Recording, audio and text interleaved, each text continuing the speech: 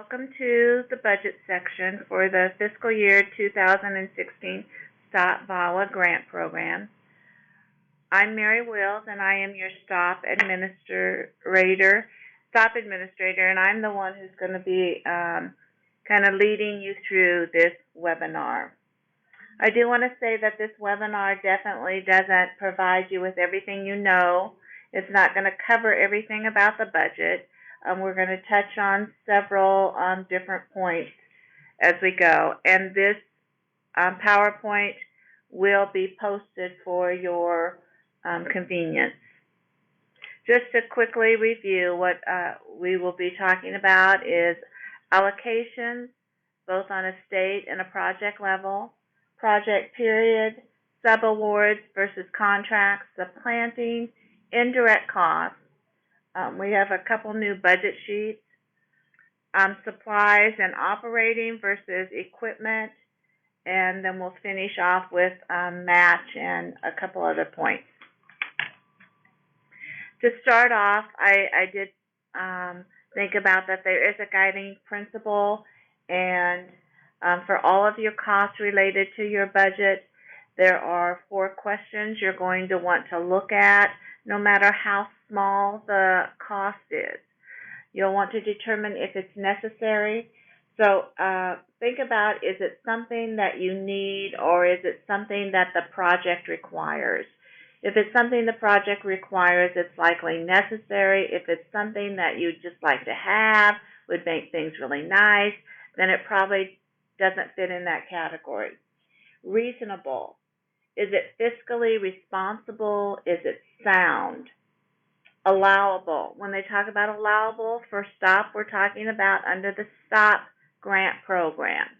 And also, is it allowable as far as the federal regulations? A good example of that would be when you think about conferences and they have food and beverage is not allowed. Allocable. You're going to be looking at how did you determine your basis for allocating these funds a certain way. So that's what we're looking at for allocable. Things to remember about doing any kind of budget with the federal dollars. You want to please ensure your calculations are correct. Use whole numbers, so you're going to need to round up or round down. You'll want to stick to the facts, and you should be basing your budget on factual information. And then please use current travel GSA rates, and here is the website in case you need to figure out what those are. Okay, and talking about our state allocations, in the application you do have this chart. And this is basically where the statute, the federal law says this is where these funds will go. There are certain percentages where these funds are allocated to. And then in addition to our allocations for law enforcement, prosecution, courts, victim services, and discretionary, we do have to consider meaningful sexual assault services. They are considered a priority area. PREA, our Prison Rape Elimination Act, which right now we have a pass-through program that those funds go to, and then prevention and education. The thing to know about the prevention and education category is that as a state, we elect to make that available or to have that available. There are states that don't, so I'm just saying at this time, we have those funds available in that category. When we get down to more project specific, I have included what's called, I've called an allocation summary chart. And the reason I'm calling it a summary chart is now on each of your budget sheets, you have a version of this chart. All funds requested must be allocated to one or more categories. This chart has become very, very important in me mapping out where our funds are going, how much, and if we're meeting our federal allocation requirements.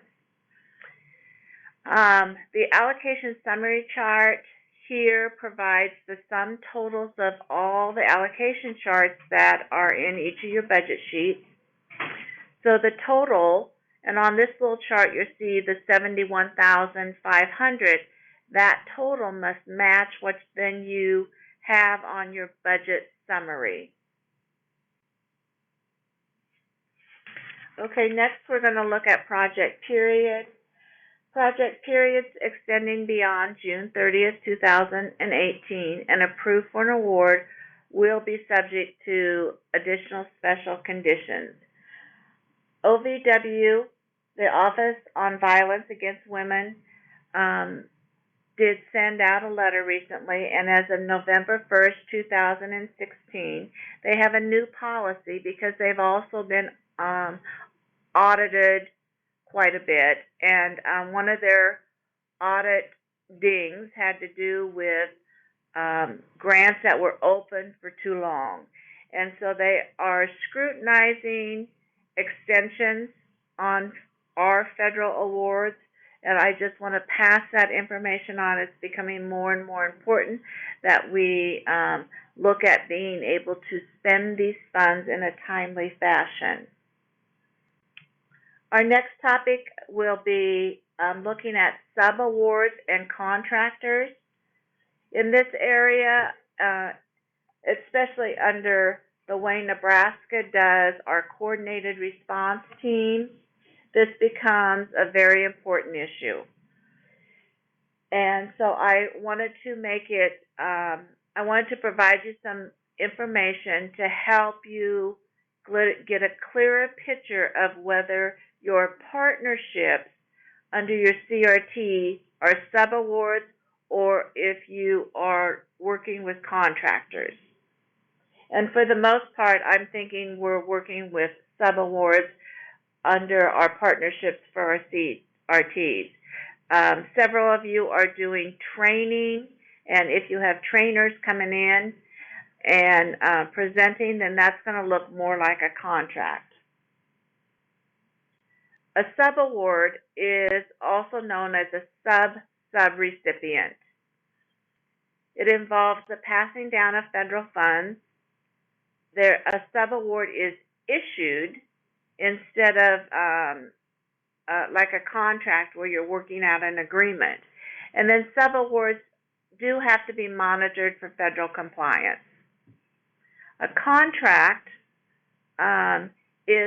it's based on set fees.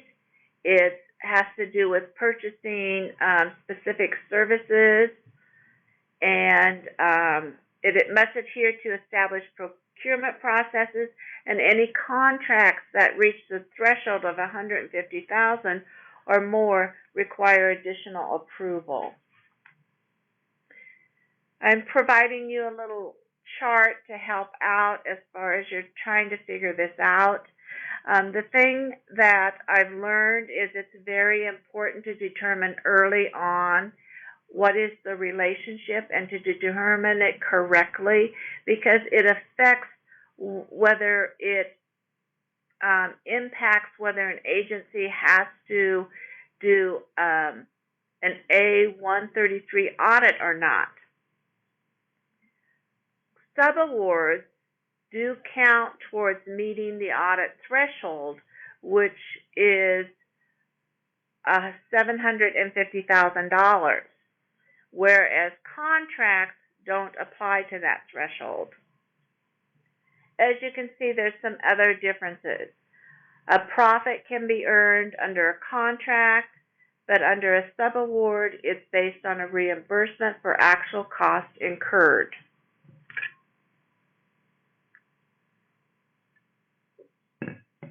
Let's just take a quick look at the lead agency when you're dealing with a lead agency and then you have subawards.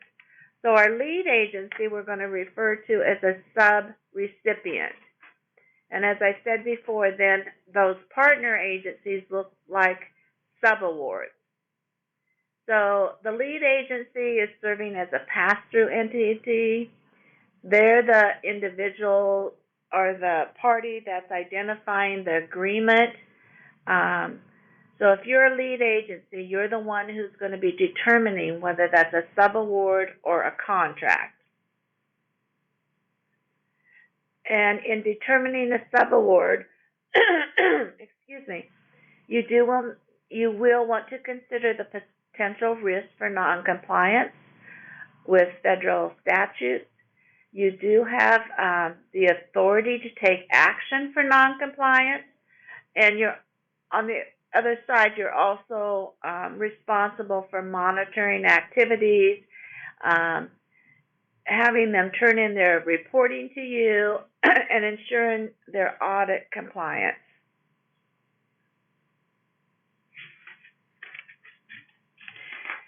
Because of this, I did need to change the consultant and contracts budget sheet.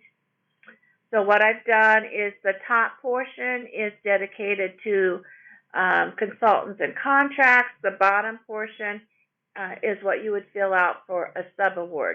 You're still going to do one sheet per entity, or per contract, or per subaward.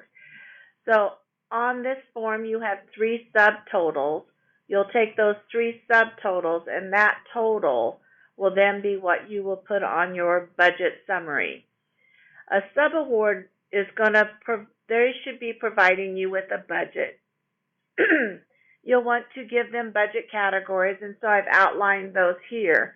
And so this more looks like on a subaward, you're providing a budget summary from them that will add up to your total. I'm hoping it's pretty self-explanatory. Let's talk a little bit about those budget narratives, especially under consultants and contracts. This is where we scrutinize why is it necessary, who is the consultant or the contractor, and you'll want to answer these questions in your narrative. How is the consultant associated with the organization? Here we're really looking at that relationship and if there poses any conflict of interest. What was your selection process? You'll want to outline how it was fair and equitable. You'll want to show how the established rates are reasonable and they're consistent. And as far as consistency, they're consistent with those paid for similar services in the marketplace. And we all know our maximum is $650 a day. That doesn't necessarily mean that that's what they're paid or that's what the service you're proposing is worth. So you have to take that into consideration. Anything over the $650 per day, we have to get additional approval. Let's look at supplanting. I'm hoping that this newer version of supplanting will help you all out, especially if you're a nonprofit organization. Supplanting really applies to any state or local government agency. And so that doesn't mean that as a nonprofit, you're not going to want to explain what is happening with your funds. It's just not an issue of supplanting. A state or local government agency cannot use federal funds to replace existing funds. Any request that you have to support a state or local government, you're going to need to address how it's not supplanting. That would include if you have a contract or a subaward with a state or local government entity. And then I have included the definition of what a local government in Nebraska is defined as. So it's really any of our state, city or county local government entities. If you need to talk about supplanting, you're going to want to address it clearly. So there's basically 3 questions. how the costs were previously funded, why the funds are no longer available, and when the funds ended, and or any temporary funding agreements or arrangements. State dollars must be spent first before you spend federal dollars. That's the key to not supplanting. All right, as we move on, now we're going to talk about indirect costs. We all basically know what indirect costs are. They're those general centralized expenses necessary for your overall operations. They're not necessarily assigned. They're not readily assigned to a particular project cost, but they're necessary to the operation. So some examples would be operating and maintaining facilities, your depreciation costs, rent, supplies, telephone expenses, and administrative salaries. What you need to know if you're requesting indirect cost funding. If you request indirect cost funding, you must be able to report those indirect costs as they relate to your agency. You basically have three options available to you: a federally approved indirect cost rate, establishing a de minimis rate, or considering prorating. A federally approved indirect cost rate, if you have this, you've gone through a process. You can include it in your allocation for indirect costs. If you do, then you want to submit a copy of the written agreement that you have with the federal government. The agreement must indicate that it is active, and it must spell out what it is you can include in your indirect costs. On each of those agreements, it talks about a base and what's included in the base. So if it indicates that subawards are included in what you can claim, then you can put those in your expenses. If it doesn't spell it out, then we won't be able to include it. If you elect to do a lower percentage than what your federally approved indirect cost rate is, then you're going to want to explain how you arrived at that lower rate. We don't want something that's just random. Okay, your de minimis rate. You can use a 10% de minimis rate if you've never had a federally approved indirect cost rate agreement. And what you'll have to do is you will have to provide us a written certification, and you can do that on letterhead, that you've never had a federally approved indirect cost rate agreement. A de minimis rate you can use indefinitely. Your costs have to be consistently charged either as indirect or not. With your application, you're going to need to list the requested administrative cost items and the corresponding cost of each of those items. And then you'll also want to include a copy of the agency's written allocation policy for those costs. You do have an example, and I've included it here. And as you can see, the top is looking at your direct cost, which kind of spells it out. So if you provide a chart like this, that should list out what it is we're talking about. And then on the bottom, you can see how the modified indirect cost rate is arrived at. So if you have subawards, this is where you would be looking at being able to charge on top of those subawards or those contracts. All right, let's move on to what prorating looks like. Projects can prorate various administrative and general expenses up to 10%. We decided to go with a maximum, a cutoff point of 10% because it mirrors the 10% de minimis rate. So it's in line. So it makes sense. Allocations must identify the specific cost involved and indicate the percent allocated of the total cost.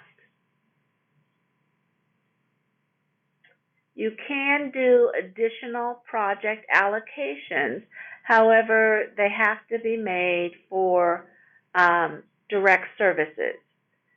And before I move on to kind of explain that comment a little bit further, just remember, you're looking at necessary, allowable, reasonable, and allocable as far as your costs.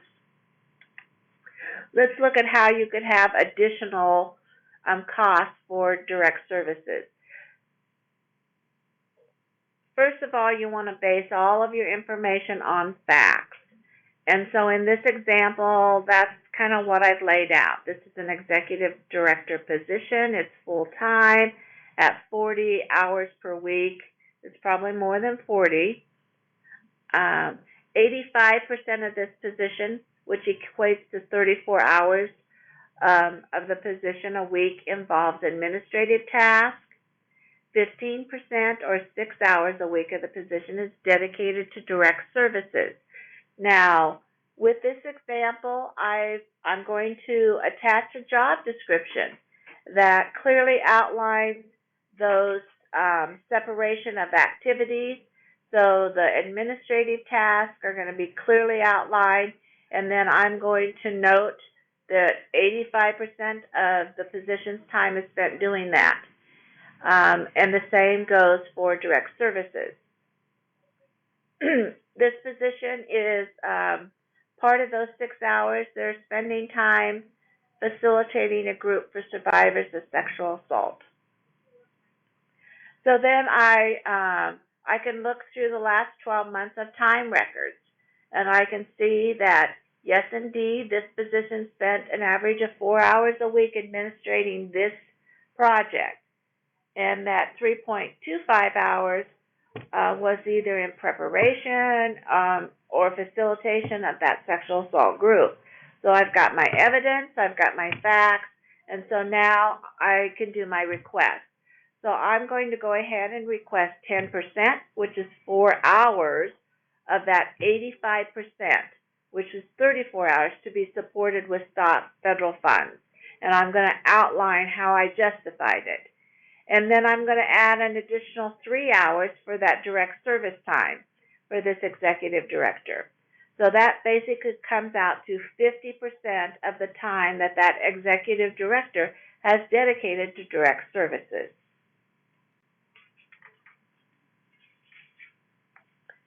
All right, because of our, well, we're going to move on to, we have a new budget sheet. And I'm hoping that it simplifies things for you guys. It's going from top to bottom. We just had so many categories I couldn't fit them across the screen. You can, the budget sheet that you have in your packets has many more columns for more positions, but as you can see in your narrative, you won't need to include whether existing or new, full or part-time. That's all listed out here. You do want to hours per week for the position, not just for what's dedicated to this project. It's for this position. And then the percentage of those hours per week that will be devoted to this position. What their current salary is and what their salary will be in the coming year when these funds will be available. You can see at the bottom you have your total requested amount of money in salary and fringe, and then you also have the same for your match. I do have a couple reminders about match. Remember that this does require a 25% match, STOP does. except for funds used by nonprofits. However, those pieces, if you're a part of a CRT and you have a prosecutor, that piece of the prosecutor has to meet a 25% cash or in-kind match. So those budget narratives are going to need to identify all the sources of match, be specific. If they're county dollars, please say that. You can say it as far as they're coming from a certain county, Douglas County. Remember, federal funds cannot be used to match federal funds. And your match must directly relate to your project goals and objectives. And you have to financially document it in the same way as you do all of your other grant funds. You have to expend your match within the project period. It's restricted to only allowable activities under STOP. And I just want to remind people that volunteers used as in-kind match, you can value those at $15 per hour. Now let's look at supplies and operating versus equipment. It basically comes down to, does your agency have a capitalization policy or not? If it does, then you're going to follow that. If it doesn't, under supplies, you're going to need to follow the state policy. Just so you know that under supplies and equipment, state policy is much more restrictive than federal policy. So I would recommend that if you don't have an agency capitalization policy, that you develop one and that you base it on federal policy. The items under the federal policy, as far as supplies, they have a useful life of more than 1 year and a fair market value under $5,000 per item. The key here is you're going to want to break down those items, the cost. So, for example, instead of saying I have a computer that costs $5,500, you're going to break down it's a laptop at this price, it's a mouse at this price, it's a printer at this price. So break down all of your, even with equipment, break it down to the smallest denominator that you can. Under equipment, if you follow federal policy, useful life of 1 year or more and fair market value of $5,000 or more. Under equipment, you're talking about dealing with bids and bidding processes and having to show that those bids were taken as required by law, rules, and regulations. You're going to have to adhere to procurement processes, and those items must be managed in accordance with federal property and equipment guidelines. Just to finish off, and we're almost to the end here, I just wanted to mention under other costs,